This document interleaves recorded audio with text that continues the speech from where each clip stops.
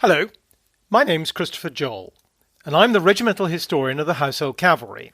Now, over the coming weeks, I'm going to be trying to lighten the gloom that's all around us by recounting some extraordinary stories about our regiments that you've probably never heard before. Because, you see, the Household Cavalry is not just about boots and saddles, and in the immortal words of Michael Caine, "That is, not many people know that." If you have listened to previous podcasts in this series, you will know that the Household Cavalry has, like the rest of the army, produced a fair number of heroes and rogues. But in one regard, it holds a record that no other unit in Britain's armed services can match. A night at the Oscars. In 1901, at the age of 14 and very tall for his age, Trooper Victor McLaggen enlisted in the 1st Life Guards in order to fight in the Second Boer War. Although he never left England, when his true age was discovered in 1904, he was discharged, but not before he had fought his way to being the regiment's boxing champion. After a brief but successful career as a professional wrestler and boxer in a Canadian touring circus, which included a 6-round exhibition bout with the then world heavyweight boxing champion whilst on a tour of the USA, and an even briefer spell as a Canadian mounted policeman, McLaggen started travelling. He went first to Australia, where he worked as a gold prospector. Then he went on to Tahiti, Fiji, Ceylon and India, where he got a job as physical training instructor to the Raja of Akola, finally ending up in South Africa in 1913. He returned to England the following year on the outbreak of the First World War and was commissioned into the 10th Battalion of the Middlesex Regiment, where, despite his duties on the front line, he kept up his skills in the boxing ring. He ended the war as an assistant provost marshal in Baghdad and the heavyweight boxing champion of the British Army. Following his demobilisation in 1920, McLaggen was talent spotted in a London boxing club by a British film producer looking for someone to play the lead in a costume romp, The Call of the Road, about an aristocratic pugilist. 3 of McLaggen's 8 brothers, he also had a sister, were on the stage, which may have been why he agreed to audition. In any event, he got the part, and his film career began. 19 British silent movies later, in 1925, McLaggen decided to try his luck in Hollywood. He was immediately hired for the film Unholy 3, in which he was typecast as a circus strongman. It wasn't long after that before he was put under contract by Fox. 100 films were to follow, in many of which he was cast as a drunken Irishman. He was, in fact, neither.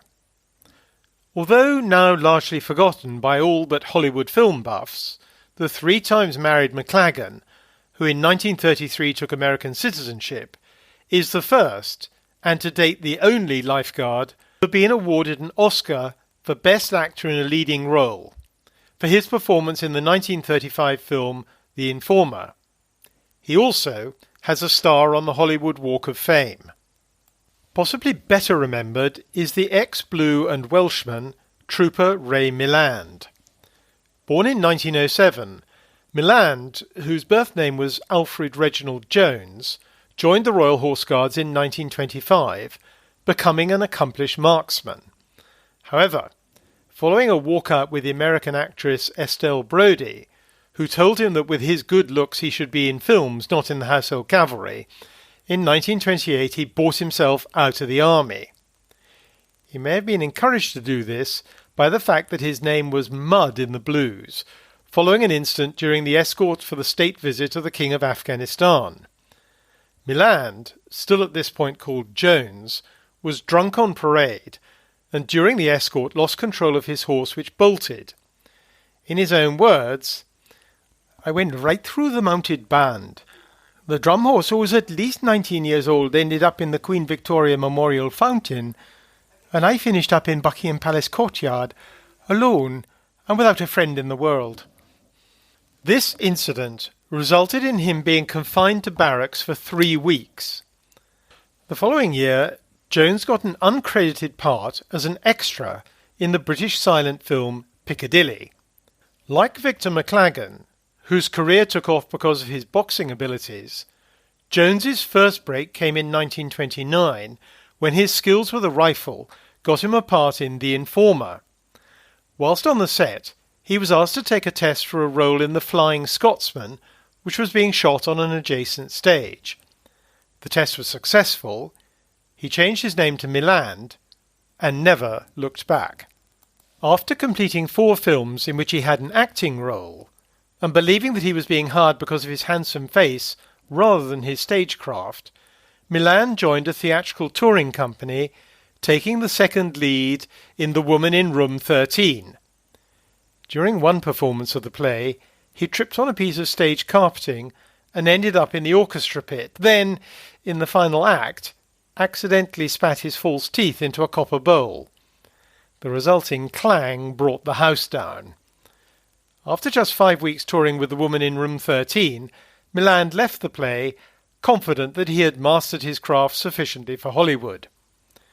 Shortly afterwards, he accepted a 9-month contract offer from Metro-Goldwyn-Mayer and moved to the west coast of America.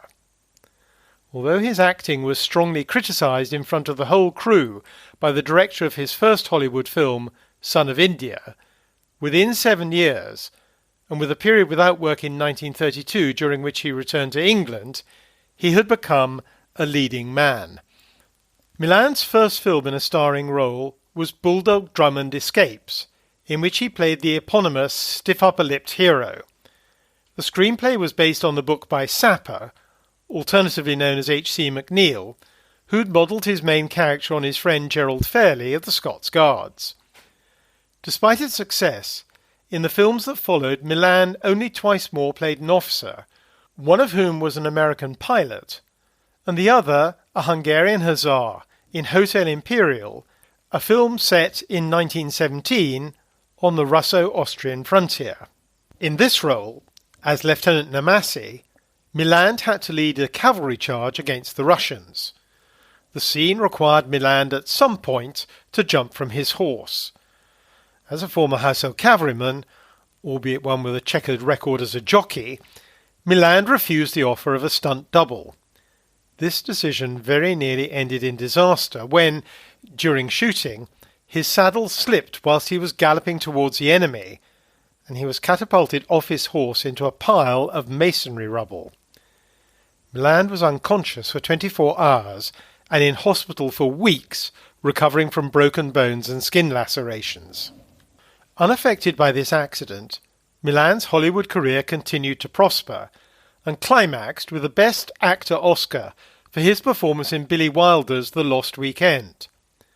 The leading role of the drunken Don Burnham called for far greater acting skills than he had previously had to deliver, so Milland decided that, in the manner of later method actors, he needed first-hand experience of alcoholism. Accordingly, he arranged to spend a night on a psychiatric ward for alcoholics with delirium tremens.